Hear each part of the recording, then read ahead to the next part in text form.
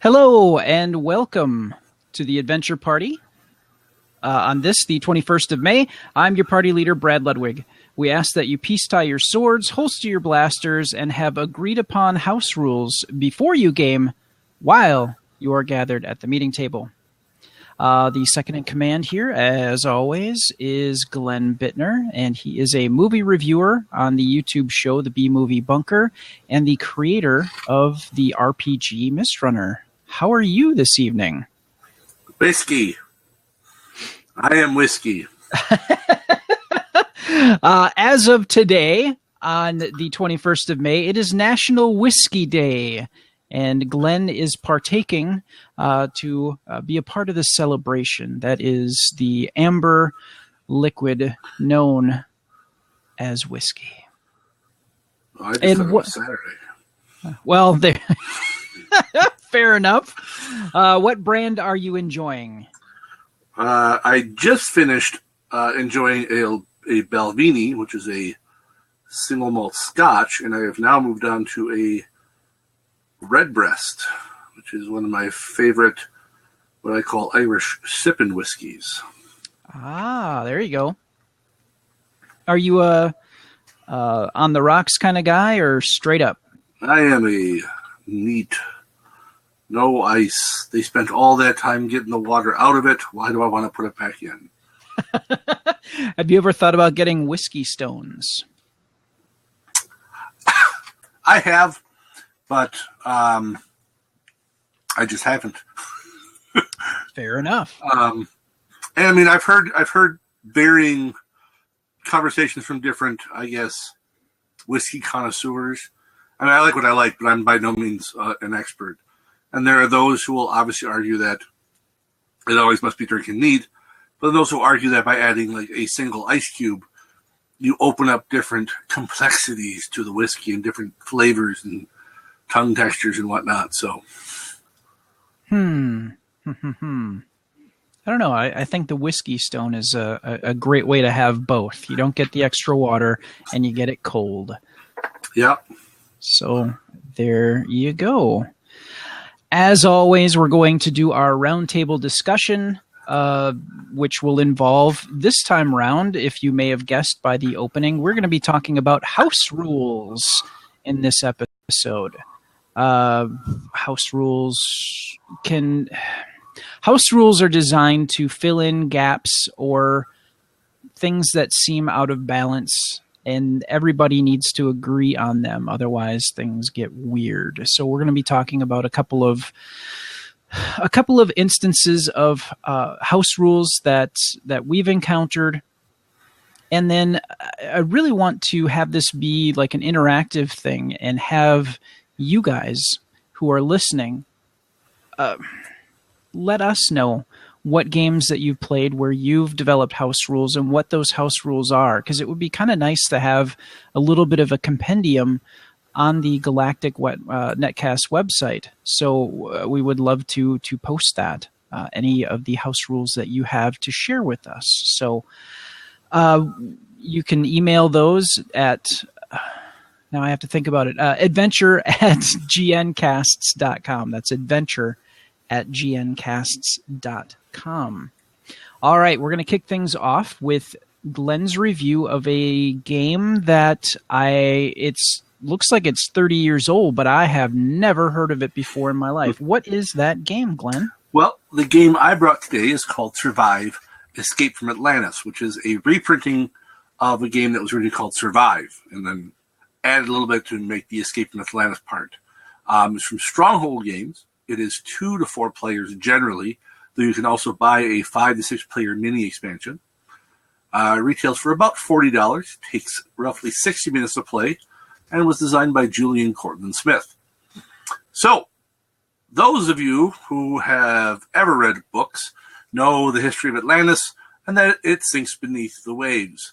You have to get your followers off the island and to one of the 4 corners where there are 4 other islands that are not sinking safely. Doesn't sound too hard when you have boats. However, boats can hold so many people. The water's full of sharks, which will eat your little people who fall in the water. There are whales, which will destroy the boats, throwing the people into the water so the sharks can eat them. And then there's sea monsters who will just eat everything that they can get a hold of, whether you're in a boat or not. So the game board is made up of, there are hex tiles that are either sand, forest, or mountain, representing the 3 different height levels of the island as it sinks. So you make the game board, you set it up, placing those tiles out. Then going around, you place your little followers on the board. And it's not just that simple of just getting your people off the board. Your little people on the bottom of them have a number value of 1 to 6, meaning how many points they're worth. Oh. Because, great, you got, Bob the janitor off the island. That's good. Someone still needs to be a janitor, but he's only worth 1 point. Where if you got, Tim, the death ray inventor, he might be worth 6. So you want to get him off more safely.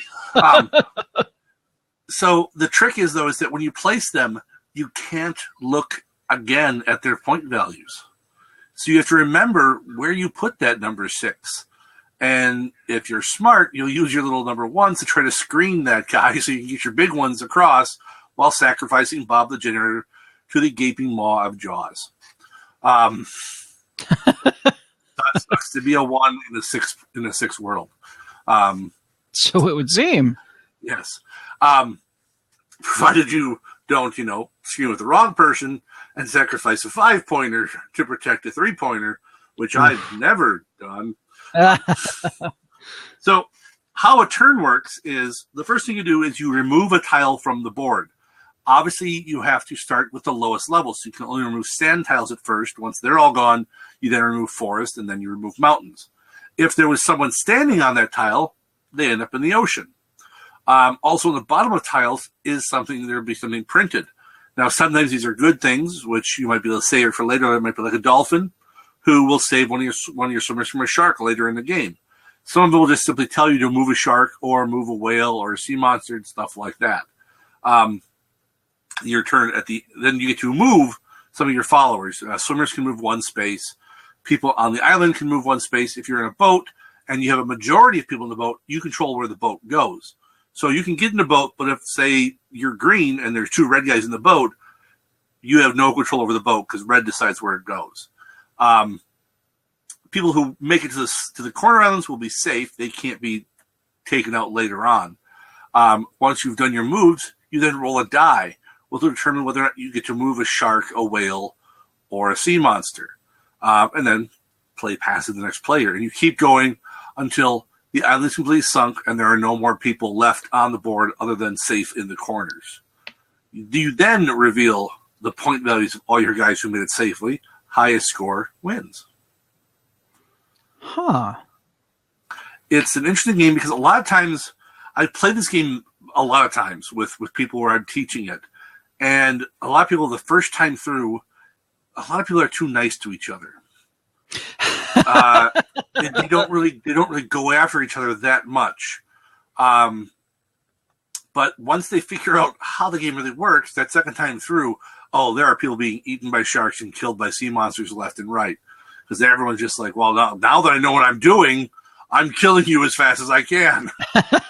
And sometimes you get this little kind of what I call it's the confused shark, where I will roll the die at the end of my turn and move a shark close to your guy, and then at the end of your turn, you also happen to roll a shark, and then you move him back to my guy, and we just keep doing this back and forth with this shark doing this weird dance of he's indecisive. I don't know who I want to eat. That guy looks tasty, but this guy over here, it's like, you're at the buffet and you don't know what to do. So it's a really cool game, and I like that. I mean, I like my cooperative games, but and I like competitive games, but there aren't a lot of games where you are actively, going out of your way to ruin the hopes of another player, where it's part of the game. I mean, yeah, other games you're trying to get more points, and you might, Ticket to Ride, you might block someone on a route, but it's not to the level that, I'm going to make a shark go eat your guy, because I'm pretty sure that's your 6-pointer because you've been screening with these other guys who were probably nothing. So unless you're playing me and you're screening with your 6 because you think that I know that your 6 is a 1 and that, the lot of different strategies you can do with the game, which makes it really cool. Plus the fact that the islands, I mean, if you play it enough, you start to learn what's on the bottom of the tiles. You know that the sand tiles have these specific things printed on the bottom. You don't know which one's which, but you know that when sand tiles come up, oh yeah, this one's gonna, this one will probably have a shark on it because I know which ones are already out. But that's with any game where, if you count cards or tiles or whatever, you know what's coming eventually. Sure. But it's still a lot of replayability just because of the fact that you have a random setup at the start of every game. All right. So, yeah, it's really cool. I like it a lot. Sweet. Yeah. So what does it retails for approximately 40. Okay. So, and in Board Game World, that's pretty good. And there's a lot of, the tiles are really thick. Because also just by height, the size tiles, the height tiles, so like forests and mountains are also thicker than sand ones. So they're big, hefty tiles. You get a ton of meeples because everyone has, you have enough for 4 players to have their little, bastion of guys. So you get a lot in a box for $40. Very nice. So it's a good buy because you get a lot for your money. Yes, and you can play it numerous times. Now it looks like it was reprinted in 2011, and I saw that it was printed. There was another version from 1996, so it's been around. Like we said, it's 30 years old. It's been around for a while, and it's been reprinted a number of times. And it looks like they're using wooden meeples this time around. Yeah. I mean, the original game came out before there was such a thing as a meeple. Yeah. So, all right. Well, thank you for bringing that to our attention, sir. You're quite welcome. We would like to bring to your attention that we would love to have your support. If you enjoy what you're hearing currently, we would ask that you consider helping us with some of our web and audio hosting costs. Your support for as little as $1 a month can help keep things running for us. Now, if you are so inclined, you could sponsor us at the $3 a month level, which gets you a monthly newsletter with some extra stories related to all of our podcasts, and we have a number of them. If you are feeling especially flush, if you choose to support us at the $5 level a month, that gets you an extra episode of our podcasts, which are available only exclusively to our patrons. So please, won't you check out patreon.com/galacticnetcasts and support us at the level that you feel is right for you. All right. On to do it for the children. Do it. Think of the children. Yes. We are going to discuss the news, and this time round, we are going to take a digital gaming news story. Glenn and I both have been playing Fallout 4, and Glenn has been playing for longer than I have, and his character is at least twice the level mine is at currently. And the interesting thing about Fallout 4, and they did it for New Vegas, they did it for Fallout, I think they did it for Fallout 3. Downloadable content to add to the game to give it more shelf life. I mean, if the interesting thing about Fallout 4 is there's settlement building, which is involved in it. So you actually get to construct a place where your wasteland settlers who have been wandering around trying to survive can actually live in a home and have a regular place to sleep and things like that. So it allows you to get down to that level where you get to be management, as it were. Now, and that has in it built into it a bit of additional shelf life to the game. And with the DLCs that they've put out so far, they've put out Automatron, Wasteland Workshop, and now they've just come out with Far Harbor. And this came out last Tuesday as of this recording, which would be May 17th. It came out. And it's actually gotten some interesting reviews. Now, one of the complaints that I've heard is, and I've experienced, is that you are kind of, while you have multiple ways you can respond to questions that people ask you while you're, running through different quests and things like that, you kind of get railroaded into certain things. And in some cases, not necessarily no matter, but if you take a couple of different approaches, you still get to the same route, and it doesn't really seem to have that much impact. One of the things that they hoped to address, and it looks like they have, is with Far Harbor, you get a little bit more flexibility in that regard. So they've opened that up a little bit, which is kind of interesting. Now, this news story that we got from Kotaku kind of goes through some of the three big steps that Kotaku came up with for Far Harbor. And here we go. So you think you're ready to brave the fog and find Kasumi Nakano? Well, we've got a couple of pointers that should help you on your journey. First off, this may seem obvious, especially given the trailer for Far Harbor, but you absolutely must bring Nick Valentine with you. Some of the biggest payoffs for the quests in Far Harbor's story revolve around Nick, but for whatever reason, the game does not let you play the DLC without him. So it does kind of railroad you there. So one thing that you need to know is if you are playing Fallout, you need to deal with the quest to, it's not really a spoiler, to save Nick Valentine. He's captured and you need to free him.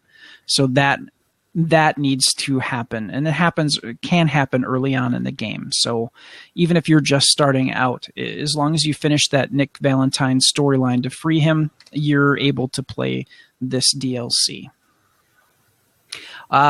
Pointer number 1 was the okay, we just did that. Have you lost Nick somewhere? Good news! At least if you're on the PC, there is a mod that will help you track down your companion, no matter what random-ass radioactive ditch you left him in. At one point, Far Harbor actually offers you a permanent new companion, Old Longfellow.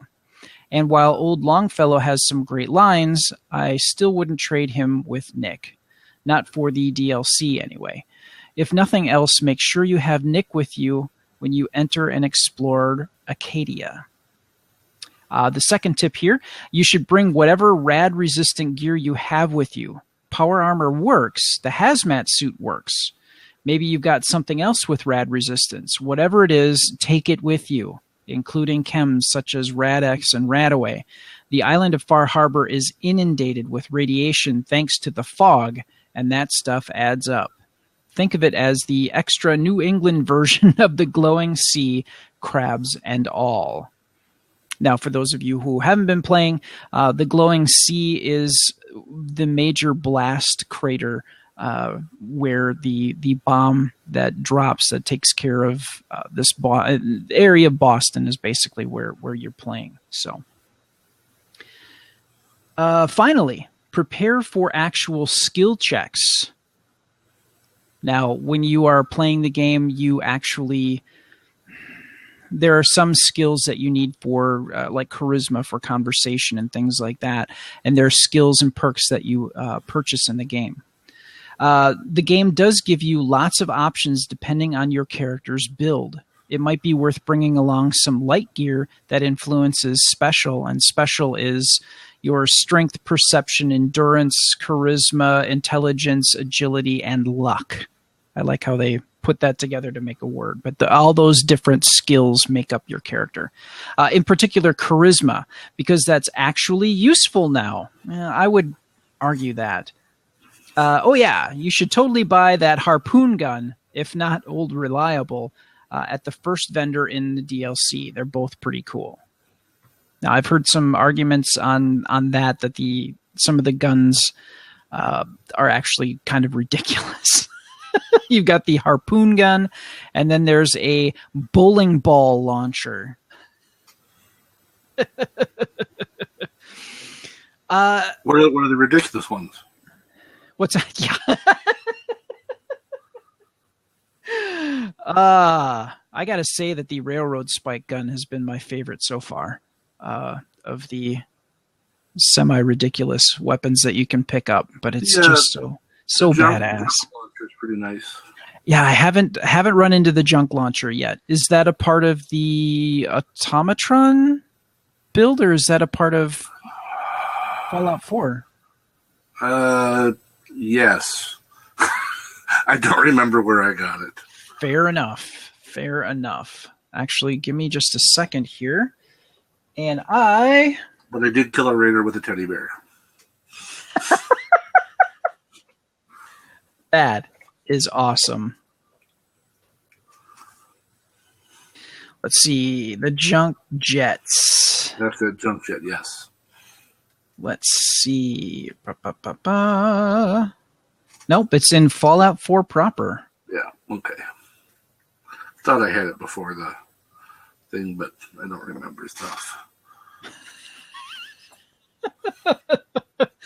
Yeah, for those of you who aren't playing, again, you wander the wasteland and you collect junk, which can help you, when you break it down to its base components, can help you fix or build things.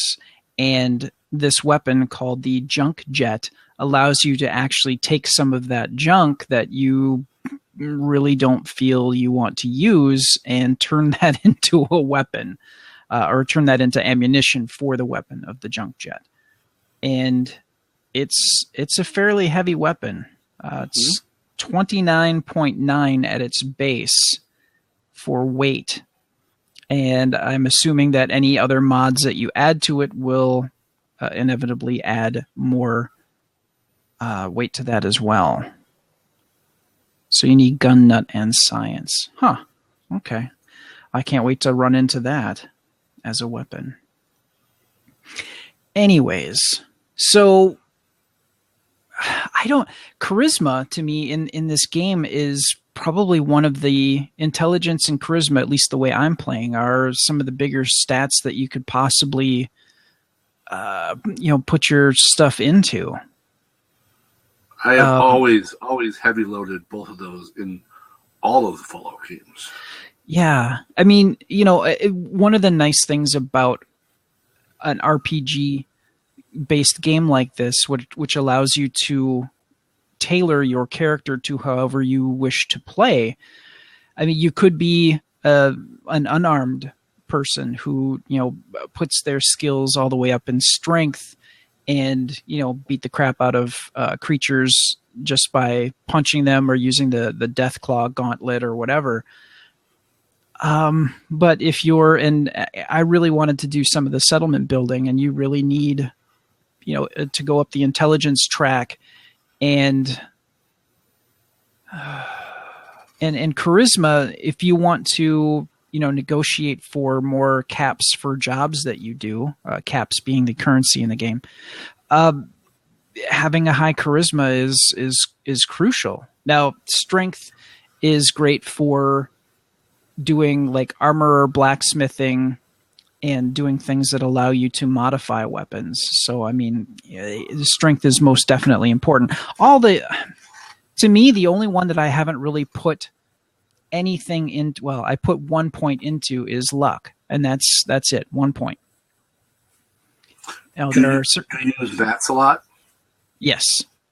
Luck, high luck helps fill up your crit meter faster. Okay. I found that out a little bit later, so when I got a little higher levels, I started putting some points in luck. Okay. Well, actually, I've managed to come across the X01 armor, and I've made the modification to the helmet, which in daylight fills up the app meter faster, which is kind of nice. I wander around in my armor pretty much all the time. So, anyways, if you're not playing Fallout, I apologize for that extended Fallout talk. But if you do play Fallout, it looks like Far Harbor is really an amazing add-on to the game. Now, Bethesda does Skyrim, and some of how things work. If you're familiar with Skyrim, it's fairly similar with skill building and things like that. So this Far Harbor edition is one of the largest land masses that they've added to any game. And in fact, because of Far Harbor, the season pass increased from $29.99 to $49.99. And they are going to be releasing more DLC throughout this year as well. So at this point, getting the season pass is well worth it. If you're thinking about getting into Fallout 4, getting the season pass will get you, I said it before, Wasteland Workshop, Automatron, and Far Harbor, and anything else that comes out beyond this. So at this point, getting that season pass is well worth the money that you spend, especially once they add the next DLC, whatever that's going to be. You're definitely at that point where you're going to be hitting $50 for DLC. So well worth the money spent, in my opinion. Are you a season pass holder, or are you just kind of getting things where you feel you want to? I just get things as I get them. Okay. I was just too lazy to become a season pass holder, though financially it would have been the smarter idea. Yeah, I got the Wasteland Workshop, which was $5. Now, you're playing on PC, correct? Correct. Okay, I'm playing properly. I see how it is. I'm playing on the PS4. Okay. So there are no. One of the cool things about playing it on PC is that people have made mods for the game, and you can get different skins for objects or people. You can get. Gosh, somebody made it so that you can use the terminal to do other specific special things. There's so many mods that they have available for the game. But if you're playing console like I am, those really aren't available to you. So, yeah. There are some interesting mods that can add some and fill in some different gaps that you may find in the game. So, all right, that's enough of Fallout 4 talk. But somebody else who knows a great deal about digital games goes by the name of Ryan Murphy, and he is a regular contributor to Galactic Netcasts, and he does a Galactic Net Bite that we call the Galactic Gaming News. So here's Ryan to give us some more information about digital gaming. All right, thanks for that, Ryan. We have other shows. I mentioned that we have Galactic Net Bites. We have other things that we have available for you to listen to. Let me think of a good show that, well, all the shows are good. That was kind of a rude thing to say. Let's see. We've talked about the Podcast of Terror. We've talked about the Alien Invasion. We've talked about... I don't think we've talked about the Sci-Fi Geeks Club. Not for a while. Yeah, it's been a while. So the Sci-Fi Geeks Club is a show where we have a panel of folks, Dave Nelson, myself, and a rotating guest host. That could be author J.F. DeBow. It could be cosplayer Amy Frost. It could be a number of people that we've had actually on the show a number of times that we actually have jump in to be a guest host. And then we have a guest whom we speak to about their particular form of geekery, as it were. We've spoken to the screenwriter for, oh God. Oh, now I feel like a complete ass. Well, you spoke to the author of The Martian twice. Well, yeah, we spoke to Andy Weir twice. I really want to talk to him again once he's got he went to Washington D.C. to talk about space and space travel. He was he had to he didn't have to testify. He was asked to testify. And I don't know if that's for budget for NASA or what that was about. And it would be great to have him back on again to talk about that. Also, he is signed on for another movie deal that he's going to develop with some of the same folks that did The Martian. And he is finishing up his book, which takes place on the moon, and it is it's a kind of a whodunit mystery thing, if I recall correctly. So we would love to be able to get Andy Weir back on to talk about some of those things. And if we play our cards right and his schedule aligns, by God, we'll do it. So that's what the Sci-Fi Geeks Club is all about. We find somebody who is really good at a thing in the sci-fi geek world, and we talk to them about it. So you can check that out at gncasts.com. And again, the show name is the Sci-Fi Geeks Club. We are going to talk about our Kickstarter Spotlight now. The last time we met, we talked about the Mists of Akuma, which is it's an add-on for,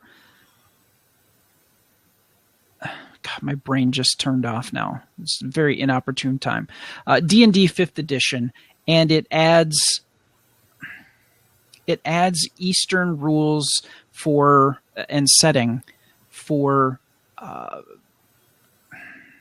like katana and some of the weapons that were used in medieval Japan.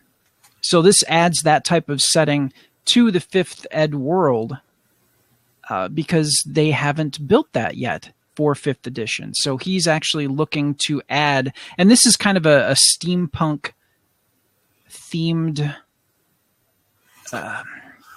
It's like it's like steampunk mixed with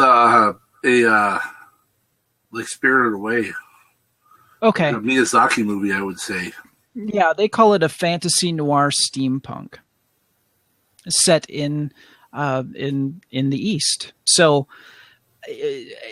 an amazing setup here. And they have a lot of information, and they gave away some free PDFs to go along with this, just to kick things off.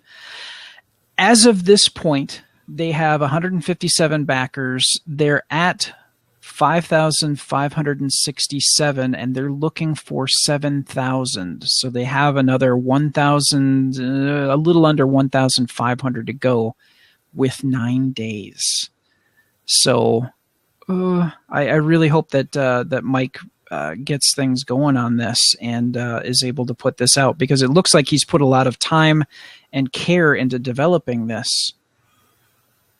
And I really would love to see that come to be. So it's getting down to the wire. So if you are a 5th ed person and you enjoy any of the following, a Eastern setting that is fantasy, you enjoy noir, and you enjoy steampunk, this may be for you. So check it out on Kickstarter. But we are going to move on to our current Kickstarter Spotlight, which Glenn brought to us. And what is this game, Glenn? I don't know. Maybe it is Plague Inc. Now, some of you may be familiar with the video game Plague Inc. This is a board game based off of said video game. In this strategic board game, 2 to 5 players are trying to evolve deadly plagues to wipe out all of humanity. Because that sounds kind of like time has come. Humanity sucks and it needs to go, is basically what this board game is saying. It's time for something else. So,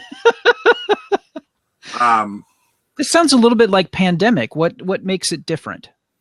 Well, different in that it's not cooperative, and you're trying to kill humans as opposed to save them. There you go. So, it looks pretty darn cool. I mean, I like playing the game. And there's other games like that where there's like Infectionator on Congregate and Armor. I think Armor Games. I could be wrong, but I know it's on Congregate.com is Infectionator, where you're turning people into zombies. And there's other games where you're trying to wipe out humanity. That's what you need to do. You need to wipe out humanity. And you can get in on it pretty cheap. I mean, to be fair, okay, there's 9 days left in this project. They were looking for $34,000. They're currently at $186,000. When I originally picked this a week ago, they were not quite that high, but still. So the game's going to get made. And you can get on it for $30, man. $30 gets you a copy of the game, along with stretch goals and a Kickstarter exclusive Patient Zero pack. $30 shipping anywhere in the world, man. This is coming from the UK, so... Yeah, that's a steal. Yeah. Holy crap. So, now, that's the 2 to 4 player version. If you want to have up to 5, you got to fork out $36 whole dollars. What? An additional $6? Yeah. So, I mean, they're obviously doing this game at under retail value. Because there's no way a board game, for how this looks, that this will be in a retail store for $30 or $36. It's just not going to be feasible. Yeah, I'm doing a screen share. For those of you who are following us on YouTube, doing a screen share right now and looking at all the cards, all the pieces, the board, everything. $30 is nothing. Yeah. It really isn't. That's an incredible deal. So, yeah. And if you go up to $62, you get the game, the Kickstarter exclusive, the stretch goals, the 5th player expansion pack, Kickstarter exclusive collector pack, and the digital disease pack. Now, as far as stretch goals go, they've hit some already. Yeah, they've looking at the list, it's ridiculous. So they've unlocked the extra countries, not counties. This is not Plague Inc. Wisconsin. This is Plague Inc. World. So yes, extra country cards. They've unlocked Juneau County and Lincoln County and Winnebago. Sorry. Walworth is not, and then Walworth County is still. Tornadoes will take care of them anyways. And there's just, I mean, where's the other stuff? Here's the restrictions I was looking for. So yes, they added new countries where they ran in Panama. They added 3D biohazards. They added Norway as a country. They entered new event card temporary mutation, immune reaction, DNA flow. Sudan. They had a companion app. Some other country cards. There's execute infected card. There's a new plague type, which is a game expansion. More new events and more new countries. They have not gotten to single player mode, which is at 210,000. And then they haven't reached question mark either, which is also at question mark dollar amount. So I don't know if they're going to hit that one in time, but yep. And this is all slated for release in November. So yeah, that turnaround's so pretty much everything is ready to go. It just needs to hit the printers. That's really what they're waiting for here. It looks pretty darn cool. And I mean, the game, the video game that is based on, I mean, 70 million players have played Plague Inc. So that's a couple. Just a couple. Yeah. Just a couple. Wow. And it's British, so you can take it home to mom and she'll be impressed. because of its good diction. Okay.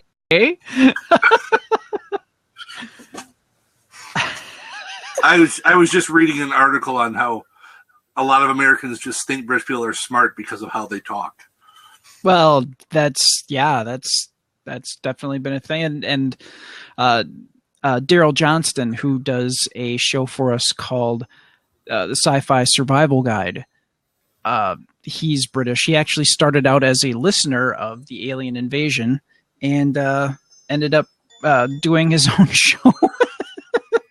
And it's exceptional. And we actually had him do an intro for one of our shows because his British accent just really kind of gave the particular style of intro that we wanted to do some more gravitas, as it were. So, yes, absolutely. Yeah, you can't say that word. See, it doesn't sound as good coming from you, where if a British person said it, that would sound amazing.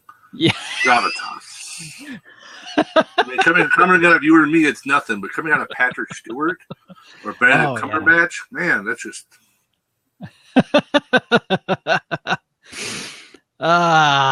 Yes. So for the popularity that this has digitally, having them convert it to a actual board game, and $30 shipped anywhere in the world is ridiculous. And I really hope that this... Oh, they've got it set up so that they've got outlets to ship in the United States. So, okay, good. Because I read it was the horror story of Chaosium and how things really kind of went downhill because they put together a new edition or an expansion. I can't remember what it was. And they ran it through Kickstarter and did not really calculate shipping costs or anything. And they had somebody step in by the company and fork out the, additional $100,000+ to handle the shipping for everything that was ordered. Yeah, so, the world is a big place. Yes. Real big. And while, they managed to net a lot of money on that Kickstarter, it wasn't enough to cover everything. So I always get a little leery when it's like, oh my God, $30 for a game. That's too good to be true. But there is a way to set things up so that you have multiple distribution points within a different country. So it doesn't cost nearly as much to ship it out throughout the world. So, and if you go to Kickstarter, you can see that they've got a particular logo, or actually a couple of logos that they put on there that let you know that they've got that type of setup. So you don't have to necessarily worry. US friendly shipping, EU friendly, Australia friendly, and Canada friendly. So those are the logos. Sudan. those are the logos that you really want to look for when you find something that seems to be ridiculously cheap shipping wise. If you see those logos, you know that it's legit. So there you go. No, this looks like a great game. And if you're into end of the world type scenario games, this is definitely going to be something that you want on your game shelf for reals. What we want to do now is we want to do our discussion, and that is about home rules.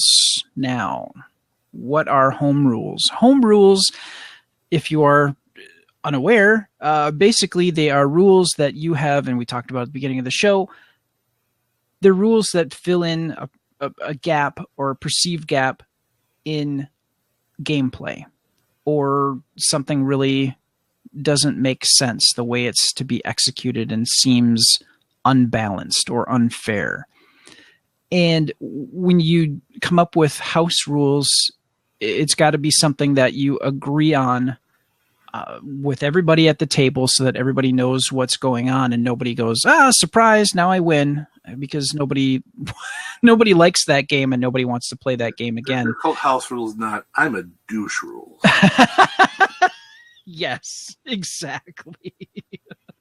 So what we want to do is I'm going to have Glenn lead this because he sells games for a living and is exposed to a lot more games than I am. So he is more familiar with different types of house rules. And what I would like to do, Glenn, is we'll just pick two and talk about two games of house rules that you're aware of and how they came to be and how they're executed. Sure, I can do that. Excellent. So I will start with one. Actually, shoot, it just left my mind. It is from one of my favorite games, Colt Express. Now, well, actually, before I even talk about that, I want to say that there will be people who will create house rules because they, I would say, as Brad was saying, they think games are unbalanced in some way. Does not necessarily mean that they are right. As far as you mean unbalanced, no. It means that it's unbalanced for the way they play games. Yeah, and that's why I was trying to be careful to say perceived as well. Perceived as unbalanced. Now, I mean, and that's not to say that every game out there is perfect. There are some games that are an utter mess. But Colt Express, now I personally don't use this rule because I have not had the same experience as some other people, but I know more than one group of people who have basically nerfed one of the main characters in the game because they have felt that her ability is too powerful. And this particular character in this game, her name is Belle. And for those who aren't familiar with Colt Express, it's a train robbery game where you're trying to collect the most loot on this train. And you can shoot other players and stuff like that, which doesn't kill them. But when you get shot, you have to add these bullet cards to your deck of action cards you can take each turn, basically taking up valuable space in your deck.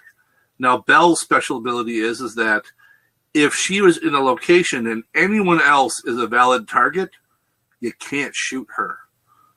You have to shoot someone else because she's the sassy redhead. So of course you don't want to upset her because an angry redhead, if you go by stereotypes, can be a thing that you don't ever want to deal with. And some people have felt that this made her too powerful. Now, as someone who has played as Belle on more than one occasion and never having won with her, I would disagree with this house rule, but I've played it by one of my friends' house where they use this, and that's fine because they say it up front. This is our house rule, which is, as Brad said, you always have to do, especially if you're playing a game with someone who's played the game before in a different location. Now, where you most often see house rules coming up is in role-playing games. Yes. Especially in some of the earlier, clunkier editions of stuff where people would, I mean, for an example of one that I adopted very early on in my role-playing game career, and when I say very early, I mean at like age 11, was in some of the original D&D stuff. You had rules as far as elves and dwarves and stuff being basically limited in level advancement. And I, even at that age, said, well, this makes no sense. A human lives 80 years and can become an unlimited level of fighter. But an elf who will live 900 years, I forget the exact level limit, but it was like level 9, which is pretty ridiculous. I would think, even if you say, all right, so 100 of those 900 years they're a kid, and another 100 they're elderly, that still leaves them 610 more years to develop their sword fighting skills than a human. And that's if you go by the fact that you think the human came out of the womb with a scimitar in his hand and was already hacking down orcs, which would make for a very, very difficult childbirth. Yes, absolutely. Unless your mother's like, a stone golem, and then swords don't bother her unless it's magical. Guaranteed episiotomy, yes. Not desired. So we house ruled that. We're like, well, no, I want to play an elf, and I want to be a fighter. I don't want to have to play a wizard, because it played a lot into these weird stereotypes of characters where elves are wizards with a little bit of fighting ability. Dwarves are always fighters. Halflings are kind of just these little short dudes who just do some stuff, but don't do anything very, very well. And they fixed a lot of that in later rules, but we still had house rules. And I mean, you may even have other things where house rules aren't even so much a rule as far as how the game is played, but you might have like a D&D campaign that has no elves.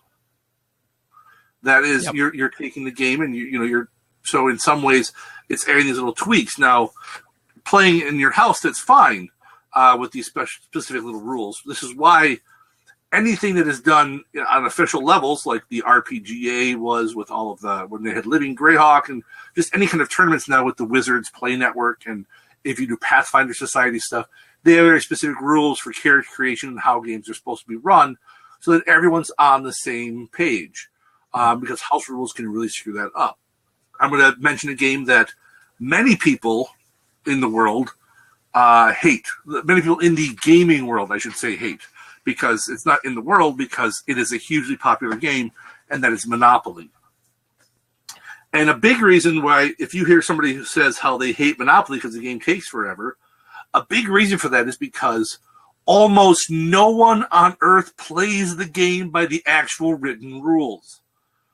So many people have house ruled things over the decades that if you go play it with 3 different people in 3 different houses, you will be lost on time when they start doing things like, what do you mean the money for free parking goes in the center, and if you land it, you get all that money? That doesn't make sense. That's not in the rules. Oh, that's how we always play it. If you pay a fine to Community Chess or Chance, that goes in the center, and you can get that money later. I'm like, that's not in the rules. What do you? Oh yeah, we do this thing here. Well, that's not in the rules. Yeah. And the thing is this is why you have to state these things ahead of time, because if you don't, one, you can get someone like me who's like, you're not playing by the rules, which now makes, in some people's eyes, will make you seem like, well, you're just a snob. It's like, no, I can read. But it's also the fact that if this is how they play the game, that's how they play the game. That's how they get enjoyment out of it. Which at times will lead to people saying, not liking the way people do specific things. I'm generally pretty open, where, as I said in Colt Express, I've personally had no issues with the character of Belle being overpowered. But I know other people have, and when I've played with them, I don't let that bother me. I'm like, fine, that's, I can use her nerfed and still lose. Like I do when I play her not nerfed. But yeah, it's a way just to help cater games a bit more to the style of play you have with your friends. It can be used because you think something is unbalanced. It can also be used because you think something's too hard, so you make things a little easier.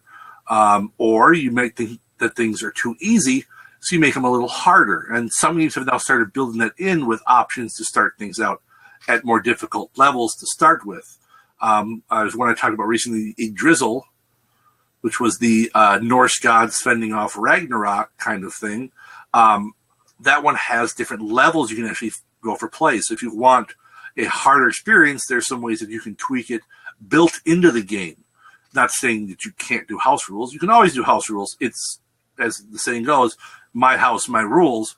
As long as you are playing that board game under my roof, young lady, you will play by the rules I've set forth, even if they're not the printed rules in the game. Fair enough?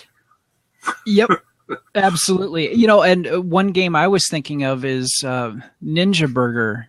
In the first edition, we got into a situation where the game actually went on for 2 hours because the winning conditions were not met.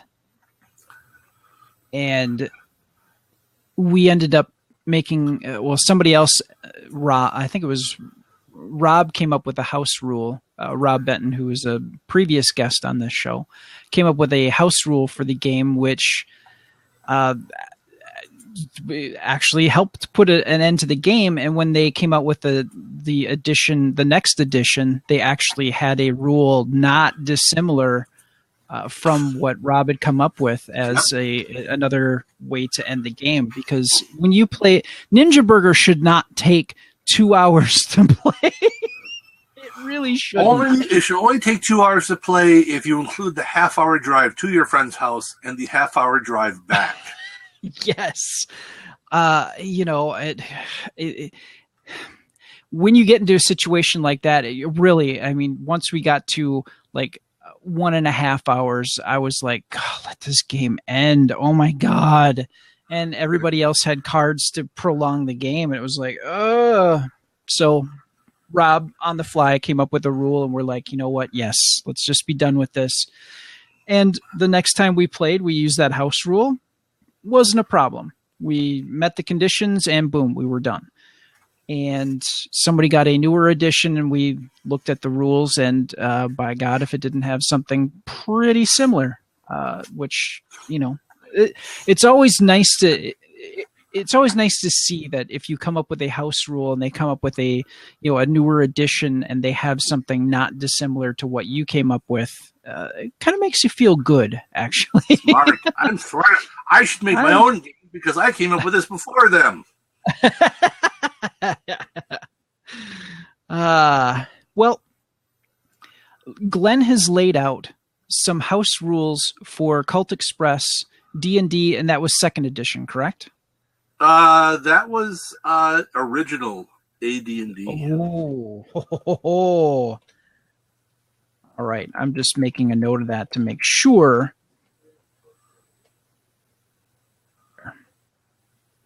Because I'm old. Oh, I played AD&D as well. That was where I started. Yeah, you're old too. Back in my day, we had AD&D.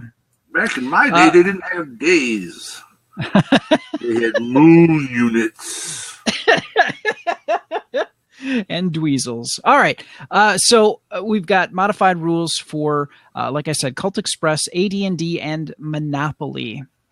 Now, what I would like to do is open this up to you who are listening to this right now or watching this on YouTube, and have you submit some house rules that you have either played or have run into that you liked.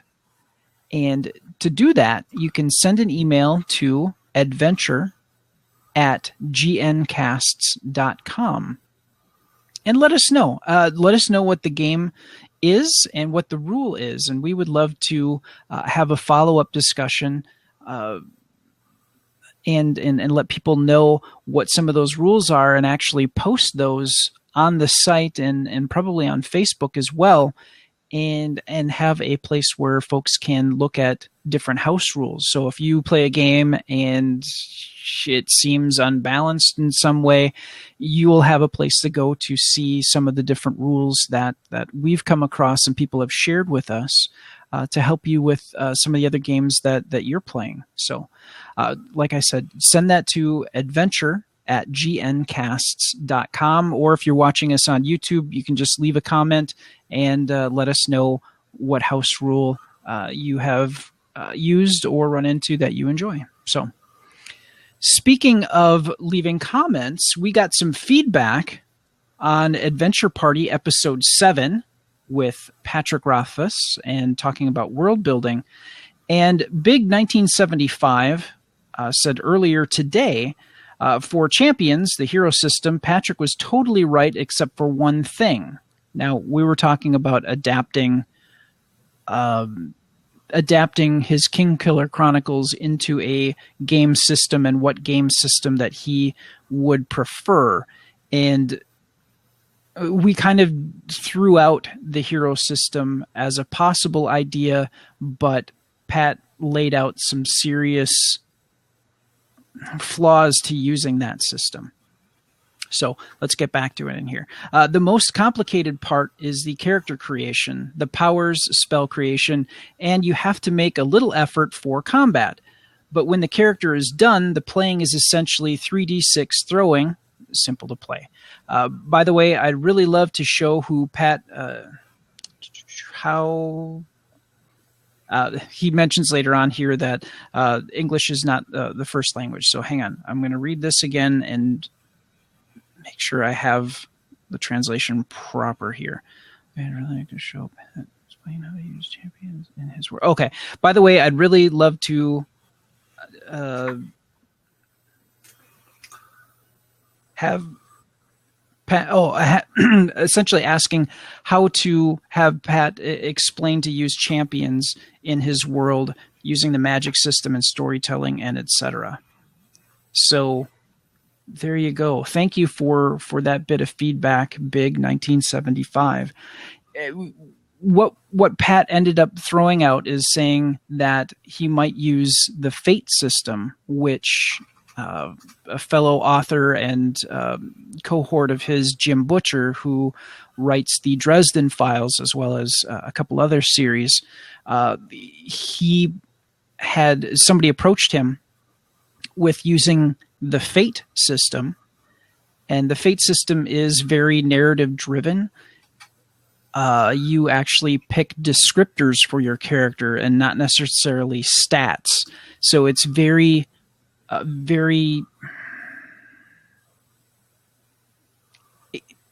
there are dice. I didn't want to say it's diceless, but if the GM says, okay, you run into this situation, if you have something listed on your character sheet, which is like the name of an ability or something like that, you can say, well, I am,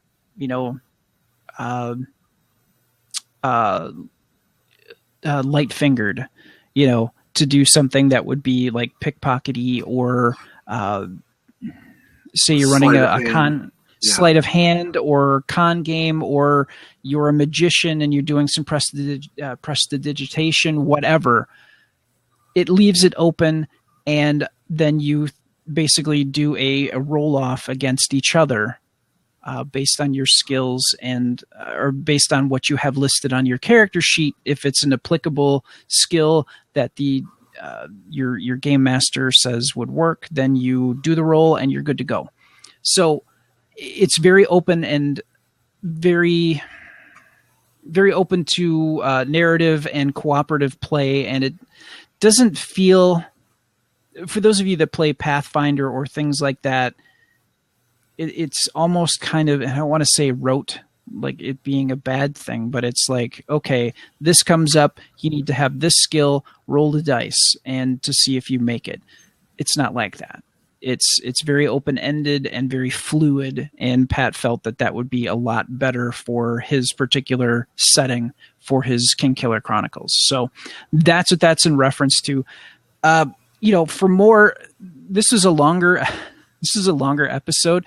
So check out, it's episode number 7, Patrick Rothfuss and World Building. Check it out on YouTube. Check it out on your podcatcher. Go to gncast.com, find episode 7 and listen to it.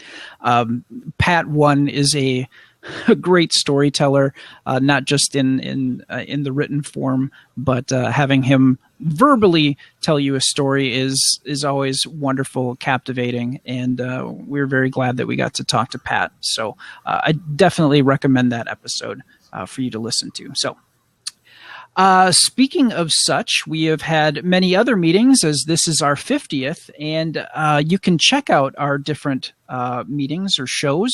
You can check out the show notes and get contact information and subscription links by going to gncasts.com/adventure. You can find and follow us on Twitter or join our Facebook group or Facebook page by using the Facebook search term Galactic Netcasts. You can also find all of our social media outlets by clicking on the links that are available on our website. You can find our YouTube channel, where you can see the video versions of the Adventure Party meetings at youtube.com/Galactic Netcasts. If you're using iTunes or Stitcher, and now Google Play offers podcasts as well, which is kind of cool. Please take a moment to give us a review and let us know what you think and how we're doing. Your review, positive or negative, could help shape the Adventure Party and help make it a better show. So one of the things that we have done based on a listener bit of feedback is when we do the Kickstarter spotlight, and when we do Glenn's game review, we flip to a split screen where not a split screen, I swap out the screen so you can see my desktop as I kind of flip through some of the pictures, and you can see some of what Glenn is talking about while he's talking about it. So just adds an extra bit to the visual component if you check us out on YouTube. So if you actually want to see the games that we're talking about, you can check them out on our YouTube channel, which you can find at youtube.com/Galactic Netcasts, and just look for the Adventure Party playlist. You can also leave us feedback by emailing adventure@gncasts.com, or you can call or text us at our number 805-328-3966. Again, 805-328-3966, and you can leave us a voice or text message. You can also do that by going to the website, gncasts.com, and we have a button where you can actually click it, and if you have a microphone attached to your computer, you can leave us a voice message through the website. Galactic Netcast is a network that hosts a number of different shows like Weird World Weekly, The Alien Invasion, Sci-Fi Geeks Club, the Podcast of Terror. We also host Galactic Net Bites, like we talked about earlier, the Galactic Gaming News, and Who Knew and Reviews. One of the other shows that is monthly that I mentioned earlier is the Sci-Fi Survival Guide by Daryl Johnston. You can check out all these shows and all the news that we put on the website at gncasts.com. So, Glenn, I want to thank you for talking about house rules with us. And where can people find out more about you and about Mistrunner? Whiskey. And whiskey. Find me on Facebook, both just me, as well as Mistrunner the RPG and Guy in the Bunker Productions. Find me on YouTube, Guy in the Bunker Productions, or just follow me on Twitter, at Guy in the Bunker. Not at, like all terrain, armored transport. No, just at Guy in the Bunker. I think the whiskey's hitting your system. I like peaches. They come in a can. They were put there by a man in a factory downtown. Thank you so much for joining the Adventure Party. May your characters never die and your adventures always be epic. Thank you and good night. Mwah.